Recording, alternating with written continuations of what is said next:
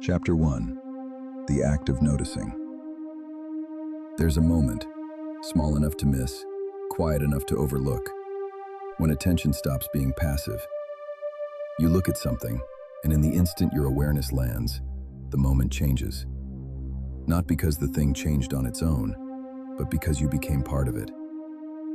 This is the act of noticing, the shift from simply existing in the world to actively participating in it. Most people assume observation is neutral, a window, a lens, a way of taking in reality without affecting it.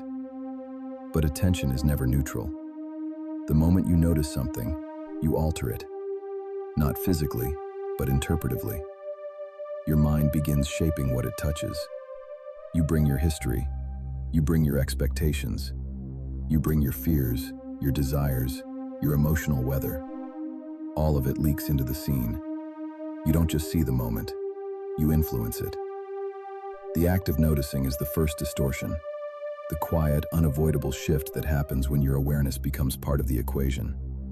You feel it as a subtle tightening of focus, a sense of, this matters now, a shift in the emotional temperature of the moment, a quiet pull toward meaning, a change in the way the world feels, even if nothing visible is changed. Noticing is not passive, it's participatory. The moment you observe something, you begin shaping it. You interpret the expression. You assign meaning to the silence. You read intention into the gesture. You project possibility onto the unknown. You turn raw experience into a story.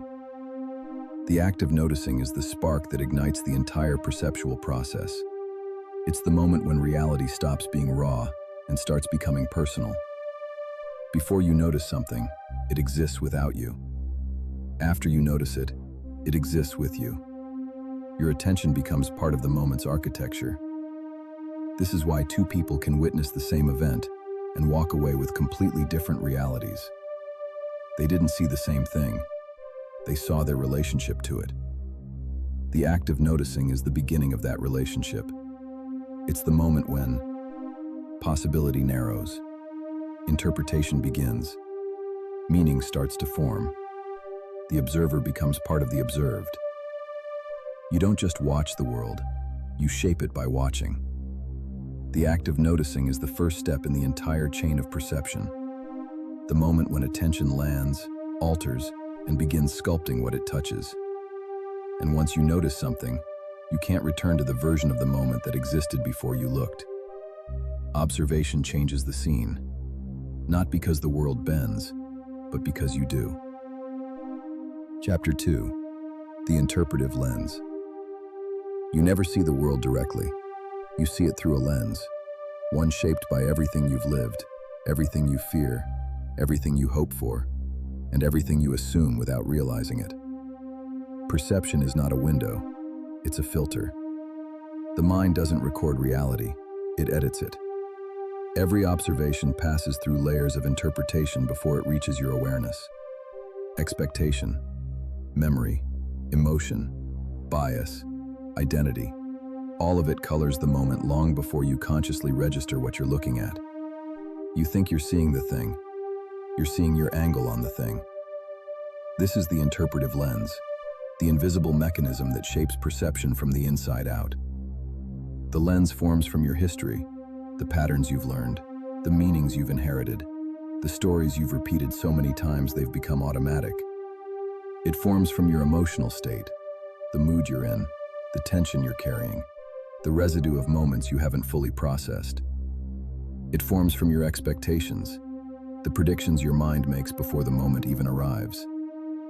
Expectation is the silent architect of perception. It preloads meaning. It fills in blanks. It decides what you're likely to see before you see it. When reality contradicts your expectation, the mind scrambles to reconcile the mismatch. It bends the moment to fit the story. It edits the scene to match the lens. This is why two people can witness the same event and walk away with different realities. They didn't see the same thing. They saw their own minds reflected back at them. The interpretive lens is not a flaw, it's a function. The mind is trying to make sense of the world as efficiently as possible. It uses shortcuts. It uses patterns. It uses assumptions that once kept you safe. But these shortcuts distort the moment. You feel it as misreading someone's tone, assuming intention where none was stated, projecting fear onto neutral situations, interpreting silence as rejection, seeing threat where there is only uncertainty, noticing only what confirms your beliefs. The lens doesn't just shape what you see, it shapes what you miss. You overlook details that don't fit your narrative. You ignore signals that contradict your assumptions. You filter out information that would require you to update your understanding. The interpretive lens is the reason observation is never neutral. You're not just witnessing the moment, you're constructing it. And the construction happens instantly. Before you can think, before you can analyze, before you can question, the lens has already shaped the scene. This is why clarity requires awareness of the lens itself. You can't remove the lens. You can only learn to see through it consciously. When you recognize the lens, the moment becomes more honest. You begin to notice where your expectation is coloring the scene, where your fear is amplifying the signal, where your memory is filling in details that aren't there, where your bias is narrowing the possibilities, where your identity is shaping what you believe is true. The interpretive lens is not the enemy of truth. It's the medium through which truth becomes visible, but only if you know it's there. Because the moment you forget the lens exists, you mistake your interpretation for reality. And that's when the world becomes distorted, not because it changed, but because your angle did. The interpretive lens is the quiet architect of perception. It shapes what you see, how you see it, and what you believe it means. You never see the raw moment. You see the version your mind constructs. And understanding that is the first step towards seeing clearly. Chapter 3. The Observer Effect. The moment you watch something, you change it. Not because your presence alters the physics of the scene, but because your attention becomes part of the moment's meaning. This is the observer effect, the quiet truth that nothing stays the same once you decide to see it clearly. Observation is not a neutral act, it's involvement. The instant your awareness lands on a moment, the moment begins responding to you. Not consciously, not deliberately, but inevitably. Your interpretation shapes your behavior. Your behavior shapes the situation. The situation shapes what you believe you saw. Meaning forms in the space between observer and observed. You're not just watching the moment, you're co-creating it. Most people imagine observation as a one-way process. You look, the world reveals itself, and you walk away unchanged. But the truth is more circular. You look at the world, and the world looks back through the meaning you assign to it. The observer effect begins the moment you notice something. You see a gesture and assume intention. You hear a tone and assign emotion. You witness silence and fill it with story. You interpret ambiguity as threat or opportunity. You project your internal state onto the external scene. Your observation becomes the first draft of reality. And once the draft is written, the moment begins to follow its outline. If you expect hostility, you tense. If you tense, the other person senses it. If they sense it, they adjust. Their adjustment confirms your expectation. You didn't just observe the moment, you shaped it. The observer effect is not mystical, it's mechanical. Your attention influences your posture, your tone, your timing, your emotional availability, your assumptions, your micro-expressions, your willingness to engage or withdraw. These subtle shifts ripple outward, altering the moment in ways you rarely notice. You think you're simply watching. You're participating. This is why observation feels so personal. You're not just seeing the world. You're seeing the version of the world that responds to you. The observer effect becomes clearest in moments of uncertainty. A neutral expression becomes a threat because you expect rejection. A delayed reply becomes a judgment because you fear abandonment. A simple question becomes an attack because you're already defensive. A quiet moment becomes meaningful because you're searching for meaning. Your observation shapes the moment, and the moment reflects your observation. This loop is unavoidable.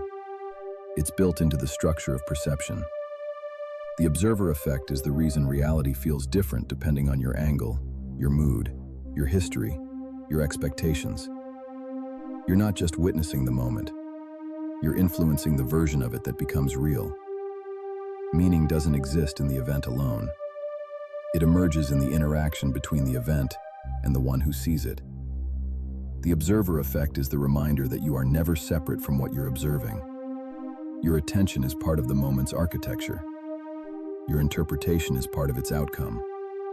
Your presence is part of its truth. You don't just watch reality, you help build it. Chapter 4. The Distortion Field. Every moment you observe passes through a field of internal noise, a subtle, invisible atmosphere made of fear, desire, memory, and bias. You think you're seeing the world as it is. You're seeing the world as it appears through the weather inside you. This is the distortion field, the quiet force that bends perception long before you realize anything has been altered. Observation is never neutral because you are never neutral. Your internal state leaks into the moment. Your attention carries emotional residue. Your mind fills in blanks with old stories. Your expectations shape what you believe is possible. The distortion field forms from three primary sources. Fear, which amplifies threat, sharpens ambiguity, and turns neutral signals into warnings. Desire, which softens edges, idealizes moments, and makes you see what you want instead of what's there. Noise, the leftover static from stress, memory, and unresolved emotion. Together they warp the scene. You feel it as misreading someone's expression, assuming intention where none was stated, interpreting silence as rejection, projecting old wounds onto new moments, seeing patterns that aren't there, overlooking signals that contradict your expectations. The distortion field doesn't change the moment itself. It changes your relationship to it. Fear narrows your perception. Desire widens it. Noise blurs it. And because the distortion happens instantly, you rarely notice it's happening at all. You think you're observing reality. You're observing your interpretation of reality. The distortion field becomes strongest when you're tired, you're stressed, you're uncertain, you're emotionally invested, you're afraid of the outcome, you're trying too hard to understand what something means. In these moments, your attention becomes reactive instead of receptive. You don't witness the moment, you defend against it. Fear makes small things feel big. Desire makes big things feel safe. Noise makes everything feel personal. The distortion field is not a flaw. It's the mind trying to protect you with incomplete data. When the world feels unpredictable, the mind fills in the gaps with whatever story feels most familiar, even if that story is inaccurate. This is why misunderstandings happen so easily. You're not responding to the moment, you're responding to the distortion.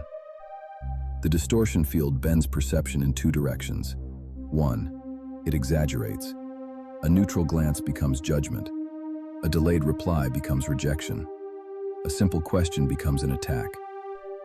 Two, it erases. Kindness goes unnoticed. Opportunities feel invisible. Signals of safety fade into the background. The distortion field doesn't just change what you see, it changes what you miss. But here's the quiet truth. The distortion field only has power when you're unaware of it. The moment you recognize the distortion, the moment you name it, the moment you acknowledge that your perception is being shaped by internal noise, the field weakens. You begin to see the difference between the moment, your fear, your desire, your projection, your expectation. Clarity doesn't come from removing the distortion field. You can't. It's part of being human. Clarity comes from knowing it's there. When you understand the distortion field, you stop mistaking your interpretation for the truth. You stop reacting to ghosts. You stop fighting shadows. You stop confusing internal noise with external reality. The distortion field doesn't disappear. It becomes transparent. And once it becomes transparent, the world becomes clearer. Not because the world changed, but because your lens did. Chapter 5. The Feedback Loop. Every observation becomes a story. Every story becomes a behavior. Every behavior becomes part of the moment you're observing.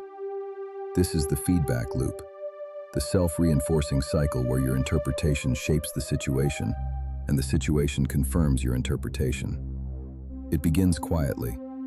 You notice something, a tone, a glance, a pause. You interpret it through your lens. You react based on that interpretation. Your reaction changes the moment. The changed moment reflects your reaction back to you. And suddenly, the story you feared or expected becomes the story you're living. You didn't just observe the moment, you helped build it. The loop works like this. 1. You notice. A detail catches your attention. 2. You interpret. Your mind fills in meaning based on expectation, memory, and emotion. 3. You respond. Your behavior shifts, subtly or dramatically, in alignment with your interpretation. 4. The moment changes. Your response influences the other person, the environment, or the outcome. 5. The change reinforces your interpretation. You take the altered moment as proof that your original perception was correct, and the cycle repeats. The feedback loop is how personal realities form.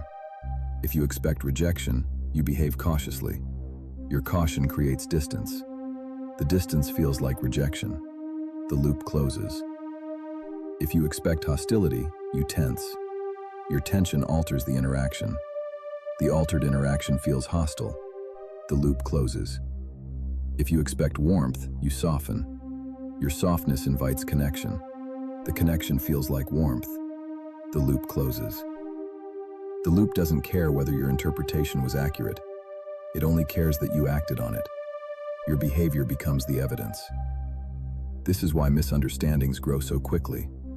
You're not responding to the moment. You're responding to the version of the moment your interpretation created. The feedback loop is strongest when you're emotionally invested. You're afraid of the outcome. You're uncertain about the other person. You're carrying old wounds into new situations. You're trying to predict what something means before it unfolds. In these moments, your interpretation becomes a script. Your behavior becomes the performance. The moment becomes the stage, and the outcome becomes the confirmation. The loop feels like truth because it produces real consequences, but the truth it produces is shaped by you. The feedback loop is not a flaw in perception. It's the mechanism through which perception becomes reality. You feel it as, I knew they'd react that way. This always happens. I could tell from the beginning. I was right to be cautious. I knew something was off. But often what you knew was what you created. The loop doesn't trap you. It reveals you. It shows you your assumptions, your fears, your desires, your patterns, your interpretive habits. The feedback loop is a mirror disguised as a moment. When you understand the loop, you begin to see where your interpretation ends and the actual moment begins. You start noticing the places where your behavior is shaping the outcome. You recognize the difference between what's happening and what you're projecting onto it. The loop doesn't disappear. It becomes conscious. And once it's conscious, you can interrupt it. You can pause before reacting. You can question the story you're telling. You can choose a different response. You can create a different outcome. The feedback loop is not destiny. It's participation. You're not trapped in your perception. You're co-authoring it. And once you see that, the loop becomes less of a cycle and more of a choice. Chapter 6. The Invisible Participation. Most people imagine themselves as separate from what they observe, a witness, a spectator, a neutral presence standing just outside the moment. But the truth is quieter and far more intimate. The moment you pay attention to something, you become part of it. This is invisible participation, the way observation pulls you into the scene, shaping the moment simply because you're aware of it. You don't have to speak. You don't have to move. You don't have to intervene. Your attention alone is enough. Observation is involvement. The act of noticing changes the emotional temperature of the moment. It shifts your posture, your breathing, your micro-expressions. It alters what you expect, what you fear, what you hope for. And all of that becomes part of the interaction, even if no one acknowledges it. You think you're watching from the outside. You're influencing from within. Invisible participation shows up in subtle ways. You lean in slightly, and the other person opens up. You tense, and the room tightens with you. You soften, and the moment becomes safer. You hesitate, and the conversation stutters. You focus, and the scene sharpens around your attention. Your presence is not passive. It's a variable in the equation. Even silence participates. Even stillness participates. Even neutrality participates. Because attention is never empty. It carries intention, emotion, and interpretation, all of which shape the moment you're observing. Invisible participation becomes clearest in delicate situations. A friend pauses before telling you something vulnerable. Your attention, warm or distant, determines whether they continue. A stranger glances your way. Your interpretation of that glance changes the meaning of the moment for both of you. A conversation shifts tone. Your internal reaction subtly guides the direction it takes next. You're not just witnessing the moment, you're co-authoring it. The illusion of separation dissolves the moment you realize that your observation is part of the moment's structure. You're not outside the frame, you're inside it. This is why attention feels powerful. It is. Your awareness shapes what becomes important, what becomes meaningful, what becomes possible, what becomes real. Invisible participation is the reminder that you are never a neutral observer. Your presence is a force, subtle, quiet, but undeniable. You influence the moment simply by being aware of it, and the moment influences you simply by being seen. Observation is a collaboration between the world and the one who watches. Once you understand this, the boundary between observer and observed becomes softer, thinner, more permeable. You begin to see how deeply intertwined you are with the moments you think you're merely witnessing. You're not separate from the story. You're part of its unfolding. Chapter 7. The Collapse of Possibility. Every moment begins as a field of possibilities. Multiple interpretations, multiple meanings, multiple ways the scene could unfold. Before you decide what something is, it could still be many things. But the mind doesn't tolerate ambiguity for long. It wants certainty. It wants definition. It wants the moment to mean something, so it chooses. This is the collapse of possibility. The instant when your interpretation snaps into place and all other interpretations fall away. You don't notice the collapse when it happens. It's too fast, too quiet, too automatic. 1 second the moment is open. The next, it's decided. A glance becomes judgment. A silence becomes rejection. A gesture becomes intention. A coincidence becomes meaning. A neutral moment becomes personal. The collapse happens the moment you commit to a story. Before the collapse, perception is fluid. After the collapse, perception is fixed. You feel it as, oh, that's what this means. I knew it. This is exactly what I thought. Now it makes sense. But what makes sense is not the moment itself. It's the interpretation you chose. The collapse of possibility is not about accuracy. It's about closure. The mind prefers a wrong certainty over an open question. Ambiguity is uncomfortable. It demands patience, curiosity, and emotional tolerance. Certainty demands nothing. It simply arrives. This is why the collapse often happens too early. You decide what the moment means before the moment has fully revealed itself. You fill in blanks with expectation. You complete patterns with memory. You assign meaning based on fear or desire. You choose the interpretation that feels most familiar, not necessarily the one that's most true. Once the collapse happens, the moment becomes harder to reinterpret. Your mind begins reinforcing the story you chose. You notice details that support it. You ignore details that contradict it. You behave in ways that make the story feel even more real. Possibility narrows into certainty. Certainty becomes reality. The collapse of possibility is the mechanism through which perception becomes solid. It's how the mind turns fluid experience into stable meaning. But the collapse is not final. It only feels final. You can reopen the moment. You can question the story. You can revisit the interpretation. You can recognize that the meaning you chose was only one of many that could have been true. The collapse of possibility becomes dangerous only when you forget it happened, when you mistake your interpretation for the moment itself. Clarity comes from remembering that every perception is a choice. Every meaning is a construction. Every certainty was once a possibility. The collapse doesn't reveal the truth. It reveals the angle you chose. And once you understand that, you gain the ability to choose again. Chapter 8. The shift in perspective. Every moment contains more than one truth. Not because the moment is complicated, but because your angle determines what you're able to see. A shift in perspective doesn't change the event. It changes your access to the event. This is the quiet power of perspective, the ability to reveal a different version of the same moment simply by changing the position you're looking from. Perspective is not just physical, though physical shifts matter. It's emotional, it's cognitive, it's historical, it's interpretive. You don't see the moment itself. You see the moment from where you're standing. And where you're standing is never fixed.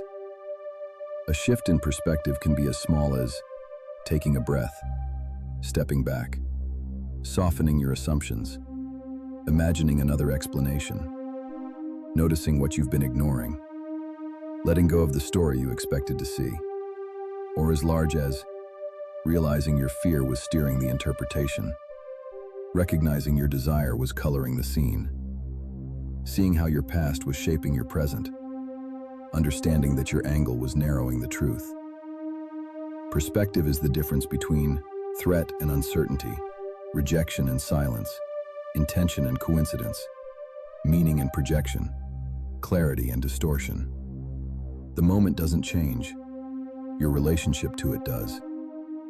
A shift in perspective often happens when something interrupts your default lens. A new detail emerges. A different emotion surfaces. Someone else offers their angle. You revisit the moment with a calmer mind. You realize your first interpretation was shaped by fear, not fact. Suddenly, the moment looks different, not because it changed, but because you did. Perspective is fluid. It moves with your emotional state, your expectations, your memories, your assumptions. It bends with your internal weather. This is why clarity often arrives late. You need distance to see what closeness distorted. A shift in perspective doesn't invalidate your original interpretation. It expands it. It shows you what else could be true, what you overlooked, what you projected, what you assumed, what the moment actually contained. Perspective is not about finding the correct interpretation. It's about recognizing that multiple interpretations exist, and that your first one is rarely the whole story. The shift in perspective is the antidote to certainty. It reopens possibility. It dissolves rigidity. It softens the collapse that happened earlier in the perceptual process. When you shift your angle, the moment becomes more honest. Not because you found the truth, but because you've stopped insisting on only one version of it. Perspective is the reminder that clarity is not a single point. It's a range. And the more angles you're willing to consider, the more complete your understanding becomes. The shift in perspective doesn't change reality. It changes your access to reality. And sometimes, that's enough to change everything. Chapter 9. The Mirror of Attention. Every moment you observe reflects something back at you, not just about the world, but about yourself. Attention is a mirror disguised as a spotlight. You think you're illuminating the moment.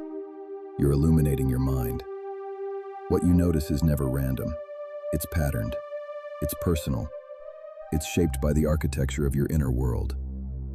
Two people can look at the same scene and notice completely different details. One sees threat. One sees opportunity. One sees rejection. One sees neutrality. One sees meaning. One sees nothing at all. The difference isn't in the moment. It's in the observer. This is the mirror of attention. The truth that your perception reveals more about you than about the thing you're perceiving. Your attention gravitates toward what resonates with your internal landscape. Your fears, your desires, your wounds, your hopes, your assumptions, your unfinished stories. You notice what matches your emotional frequency. If you're anxious, you notice danger. If you're hopeful, you notice possibility. If you're insecure, you notice signs of rejection. If you're confident, you notice signs of connection. If you're carrying old pain, you notice echoes of it everywhere. The world doesn't change, your attention does. The mirror of attention becomes clearest in ambiguous moments, the ones that could mean many things but feel like they mean only one. A silence, a glance, a pause, a shift in tone, a delayed reply, a neutral expression. These moments act like ink blots. You project meaning onto them, and the meaning you project reveals the story you're already carrying. You feel it as, why did that bother me so much? Why did I assume the worst? Why did that feel personal? Why did I notice that detail and not the others? The mirror of attention doesn't expose the world. It exposes your lens. It shows you where you're sensitive, where you're hopeful, where you're afraid, where you're still healing, where your assumptions are steering perception, where your past is shaping your present. Attention is autobiographical. It reveals your internal priorities long before you consciously understand them. This is why self-awareness often begins with noticing what you notice. The mirror of attention is not judgmental. It's diagnostic. It doesn't say, this is who you are. It says, this is where your mind goes when it's unguarded. And that information is invaluable. Because once you see the patterns in what you notice, you begin to understand the patterns in how you interpret the world. You realize your attention gravitates toward familiar emotional terrain. Your perception is shaped by unresolved narratives. Your interpretations reveal your internal architecture. Your reactions are reflections, not conclusions. The mirror of attention is the moment when observation turns inward. You stop asking, what does this mean about them? And start asking, what does this reveal about me? This shift doesn't make the world less real. It makes your relationship to it more honest. Because the truth is simple. You're not just observing the world. You're observing yourself through the world. And once you understand that, perception becomes less about certainty and more about curiosity. Not just about what you're seeing, but about why you're seeing it that way. The mirror of attention doesn't change the moment. It changes your understanding of the observer. Chapter 10. The Creative Observer. Observation is not the end of the moment. It's the beginning. The instant you look at something, you don't just interpret it, you participate in its creation. Your attention shapes the meaning. Your meaning shapes the experience. Your experience shapes the reality you walk away with. This is the creative observer. The truth that perception is not passive, but generative. You don't simply witness the world, you help build it. Every interpretation is a construction. Every assumption is a blueprint. Every expectation is a frame. Every moment you notice becomes something more than it was before you looked. Reality is not a fixed object. It's a collaboration between the world and the one who sees it. The creative observer emerges when you realize that your perception is not just a reaction, it's a contribution. You shape reality through The details you choose to notice, the meaning you assign to them, the stories you tell yourself about what they mean, the behavior those stories generate, the outcomes those behaviors create. Your attention is the first brushstroke. Your interpretation is the color palette. Your behavior is the line work. The moment becomes the canvas. The creative observer is not about inventing fantasies or forcing meaning onto the world. It's about recognizing that your mind is always participating, even when you think you're being objective. You feel this most clearly in moments of clarity. A conversation shifts because you chose to listen differently. A conflict dissolves because you changed your angle. A possibility appears because you stopped assuming the worst. A moment softens because you softened first. You didn't just observe the moment, you shaped it. The creative observer understands that perception is a form of authorship. You're writing reality as you witness it, not the external facts, but the internal meaning, the emotional truth, the lived experience. Two people can live through the same event and walk away with different worlds, not because the event changed, but because the observer did. The creative observer is the version of you who sees this clearly, who understands that attention is a tool, interpretation is a choice, and perception is a generative act. This doesn't mean you control reality. It means you co-create it. You shape the part of the world that becomes meaningful to you. You shape the version of the moment that becomes your memory. You shape the emotional truth that becomes your story. The creative observer is the culmination of everything in this book. Noticing as participation, interpretation as construction, distortion as influence, feedback as reinforcement, perspective as access, attention as a mirror, possibility as collapsible. All of it leads here, to the realization that you are not just a witness to your life. You are its quiet architect. The creative observer doesn't force meaning. It reveals it. It collaborates with it. It shapes it gently, intentionally, consciously. You don't just watch reality. You help build the version of it you live inside. And once you understand that, observation becomes less about seeing clearly and more about seeing creatively, with awareness, with responsibility, with presence. Because the world you experience is not just what happens, it's what you notice, what you interpret, what you choose, what you create. You are the observer, and the observer is never neutral.